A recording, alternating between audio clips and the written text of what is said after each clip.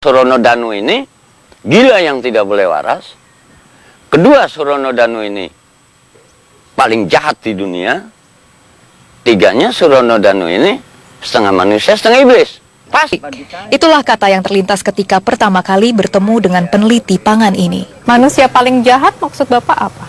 Ya, saya nyebarkan virus di mana-mana supaya orang itu punya sikap tentang kedaulatan pangan.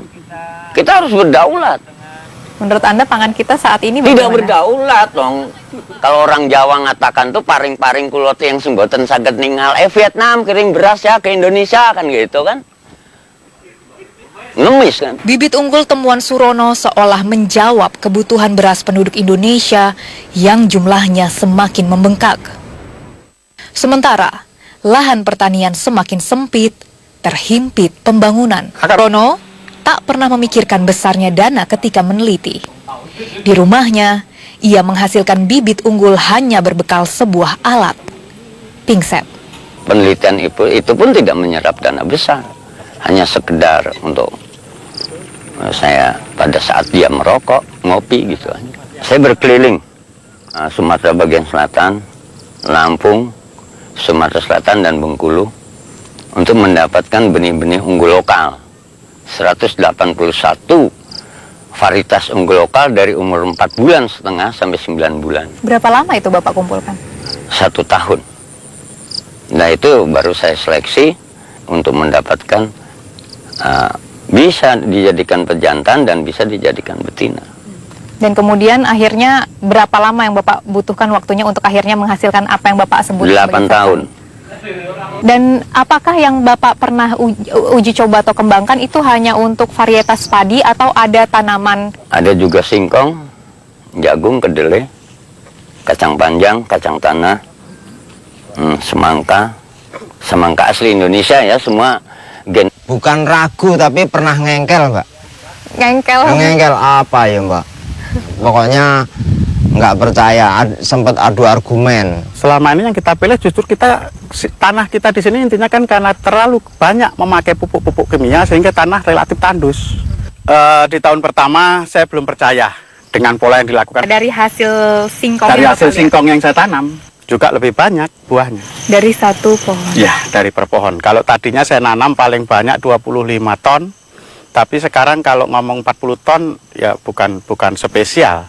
Udah biasa 40 ton. Dengan temuannya, Surono ingin mematahkan mitos yang dipercaya sebagian petani yang menyebut bibit padi hibrid impor lebih baik dari bibit lokal. Tidak tahu siapa yang salah, tapi mestinya kita salah semua. Termasuk Menteri Pertaniannya juga salah. Kenapa bisa begitu?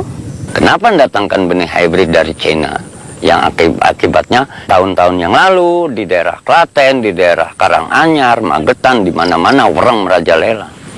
Dan petani itu bukan buruh ya, bukan buruh yang kerja mendapatkan uang. Dia bekerja bagi dirinya sendiri dan tanpa ada asuransi.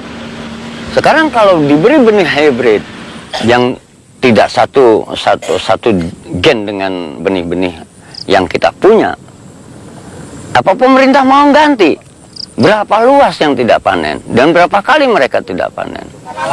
Sekarang timbul warang lorek.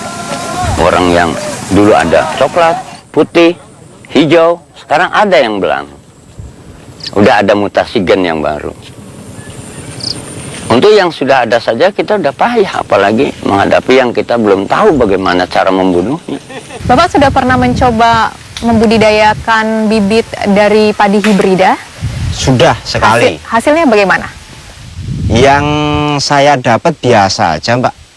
Biasa aja. Padahal kan katanya itu bibit unggulan. Bapak sepakat dengan hal itu? Enggak juga, karena saya sudah ngalami. Jadi padi hibrida itu tidak lebih. Setelah saya tanam padi hibrida, tahun besoknya itu saya ketemu padi sertani yang produksinya menurut saya lebih bagus. Dia memang lebih tahan terhadap serangan hama dan penyakit. Hasil produksinya lebih tinggi karena saya memang melakukan perbandingan beberapa varietas. Nah, pelompok tani itu sangat kebingungan, Pak, masalah obat-obat ini sebetulnya. Ada yang menentukan obatnya ini, nanti tahun lagi ganti ini lagi gitu. Jadi sekarang ini petani sangat bingung, Pak.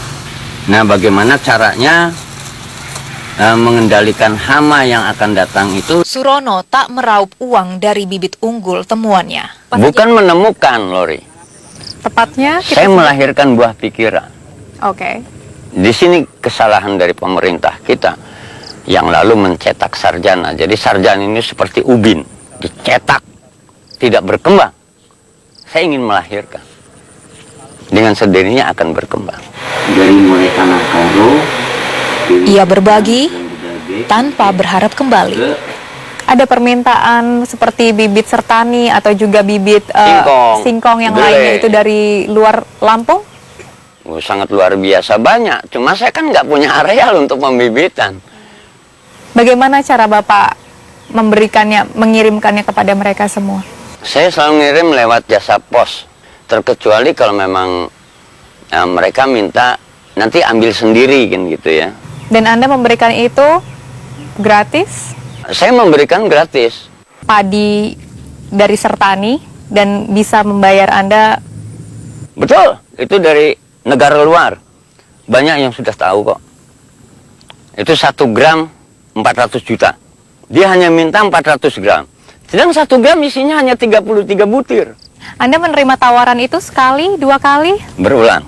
Anda menolaknya karena Kalau pulang ke Indonesia kan menjajah Indonesia lagi. Nah, ini saya berikan untuk bangsa Indonesia. Jadi, siapa yang memodali setiap usaha Anda? tidak ada. Itu nggak gampang loh Pak untuk meneliti mulai dari tahun 82 sampai sekarang. Saya terlalu yakin Allah ini ada. Saya diberi sel otak dan nurani sejak di dalam rahim ibu. Dan saya lahir tidak diberikan duit sama malaikat. Itu modal saya.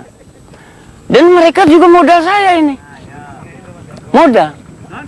Dan saya merasa orang paling kaya di Indonesia.